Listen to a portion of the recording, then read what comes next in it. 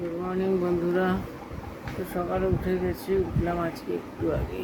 শেষ হয়ে গেল, পুজো পুজো দিয়ে ভাত টাত চাপিয়ে ফেলেছি। মানে পুজো দেওয়ার পরেও দেখুন দেওয়ার করে ঘামছি, ভীষণ ঘামে জামা কাপড়গুলো মেলবো দিয়েছি। এই আপনার ভাত হয়ে গেছে, বেরানোর আছে, ডাল বসিয়ে দিয়েছি। নুন কিছু জিনিস এসছে, আমি এই লেপটো থেকে দিয়ে দিলাম, পাউরুটি, ডিম, আর এই পিঙ্ক সল্টটা এসছে, সল্টটা ঢালবো। আগেরবারও এনেছিলাম, এটা ভালো হয়েছিল, ভালো ছিল নুনটা। আর এমনি হোয়াইট সল্টটা তো অতটা ভালো না, খেতে হয় মাঝে মাঝে খাই, সেটা না একদম খাই না, কিন্তু পিঙ্ক সল্টটা ভালো ছিল।